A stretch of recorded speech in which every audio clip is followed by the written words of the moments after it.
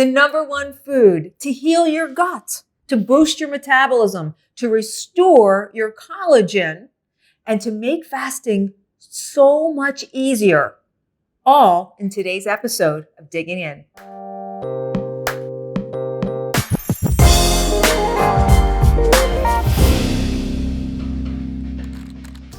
Does it matter what type of bone broth I use? Is frozen liquid, shelf-stable liquid, and powdered all the same? Here's what you want to do. You want to pick a bone broth. That bone broth is actually the first ingredient. You want it to have about 9 grams of protein per serving. That's important. And you want to make sure it doesn't have any MSG. No MSG, no added sugar or preservatives. Can I use hydrolyzed collagen in place of bone broth and still get the same benefits? Well, the thing is, bone broth is actually a whole food source of collagen, and nothing outbeats a whole food source, because not only does it have the collagen in there, but it's got other nutrients in there as well. Now, collagen, hydrolyzed collagen specifically, it's collagen that's broken down into really small molecules, and we call those peptides, which makes it easy to digest. But the only thing is, it doesn't have all of the nutrients that whole food bone broth has. So you're going to be missing some electrolytes and some other elements that bone broth in its whole food source is going to have. So here's what I suggest. If you want to get that bone broth, that all of the nutrients in bone broth, have collagen, have your hydrolyzed collagen, but sip on bone broth every now and again. And if you're saying, you know what, I'm just not one to sip on bone broth, it's not my jam. Very easy. Put it in soups, put it in stews. You can also put bone broth in ice cube trays, keep them in the freezer, and when you're sauteing anything, stick some of the bone broth cubes in your saute, and it makes it really nice and easy. There's all kinds of ways to get around it. So either have bone broth in its whole food source. If you want to have collagen, just add a little bit of bone broth to your diet to get the whole full spectrum. And if you're a type of person that likes to have shakes, then collagen is a great way to get shakes and make it easy for yourself. So that's another defining factor. I'll say, if you like warmer foods, then soups and broths are for you. However, if you're that type of person who likes things cold, then you want collagen smoothies. That's a better way to get around it. And then just add some bone broth in your diet when you can. Here's how I use hydrolyzed collagen. Every once in a while, I'll feel like having a shake. I make a shake with it, and I actually get the plain collagen, which you see everywhere now, and I put that in anything I make. And even if I have a salad, a lot of times I'll take a teaspoon and I'll just put it over my food because there's no flavor, there's no taste to plain collagen. You can, if you're baking anything, you can stick it in there. No matter what you do, you can put in the plain collagen, so it's super easy to get. So what's the best time of day to drink bone broth? Well, there's a couple of times that I love to incorporate bone broth into my day. Number one, I love to have it in the morning because it heals and seals the gut so beautifully that I want it to be one of the first things that hits my gut in the morning. Also, if I'm on a fasting schedule where I'm doing intermittent fasting, I don't want it to be hard. So I use bone broth as a way to make fasting as comfortable as possible and extend that fasting window. And for those of you who say, well, that's not real fasting, that's not how you fast, you can get caught up in the particulars. But here's what I know. I did a study in 3 different cities which showed if you use bone broth with your fasting, you actually get the same results when you have nothing. So if you're worried about having bone broth, that it's going to interrupt any fasting results, you don't have to. I also like it in place of any snacks or that time of day when you go, and you feel like you just need something to lift you up. Bone broth. Bone broth does that beautifully. It really helps with those cravings and crashes. So I sip on that when I feel like I need more. And also, before you go to bed at night, bone broth has something in it called glycine. This is really helpful to calm the body, calm the brain. You know, we heard for years to warm some milk. Try bone broth. It's better every time. The bottom line is, anytime you can work bone broth into your diet, you're doing well. So what bone broth is the healthiest? Is it chicken? Is it beef? Is it turkey? Is it fish? Because they're all great bone broths. Here's the quick answer to that. Anything that heals your gut, anything that mineralizes the body, provides your body with protein, elevates your level of collagen and heals the gut is always a win. Whether one's better than the other really has a lot to do with flavor profile. Which do you enjoy more? Because the nutritional difference is really pretty slim in all of them. So I can tell you this. If someone just births a baby, one of the best things that you can use, and they've used it for centuries, is fish broth because there's a lot of minerals in there. And it's really helpful to a woman after she gives birth. If someone's telling me they're really interested in bone broth, they're just getting started, what's the best bone broth for me? I always say chicken because it's got the mildest flavor and it makes it easier to make that transition from canned soup to something as nutrient dense as bone broth.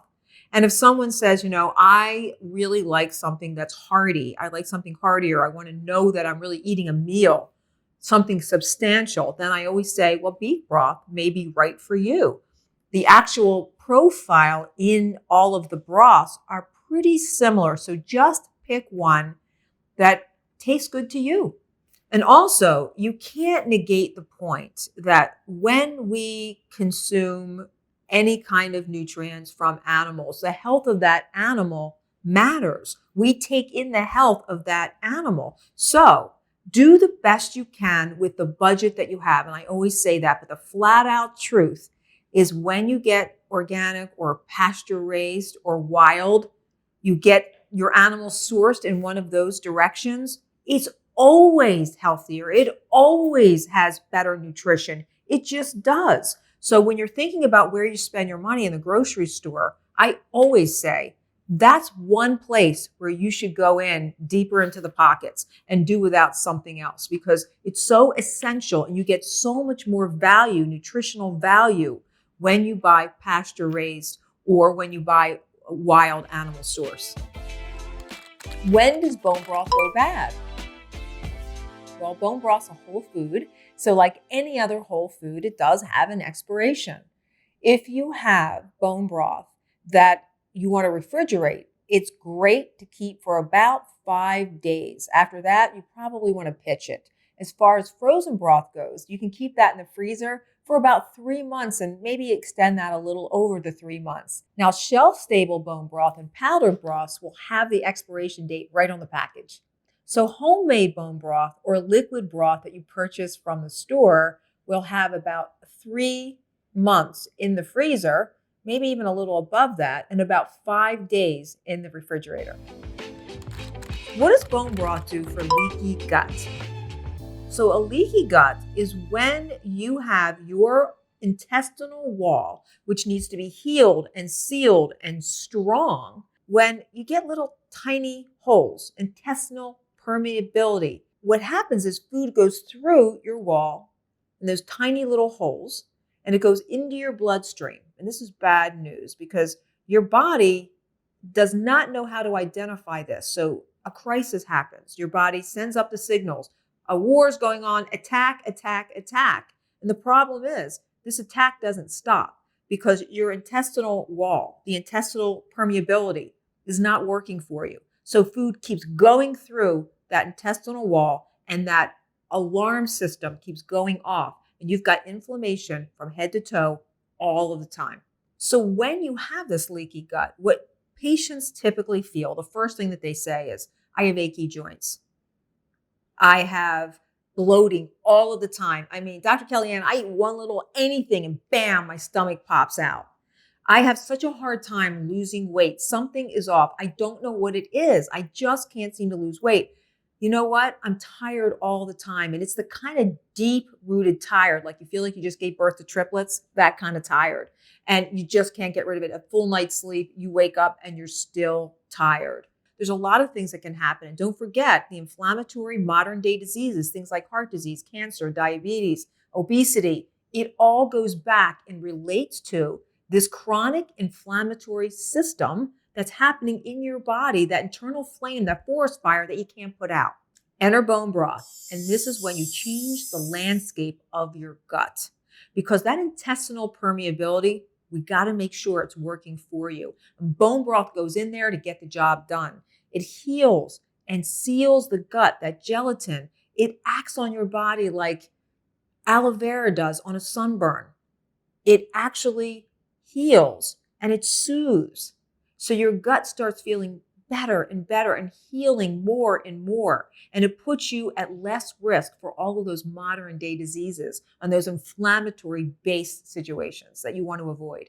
So let's talk about what in bone broth actually heals your gut. Well, this is kind of layered. There's a lot of different reasons why bone broth heals the gut. Number one, we talked about the fact that it has that gelatin in there, that jiggly stuff, that collagen, which is gelatin healing and sealing the gut. And that's paramount. And that's the whole reason why I fell in love with bone broth in the first place. Also, bone broth has a lot of those minerals in there for the channels and gates of your body. And just keep in mind, that's what kind of churns everything.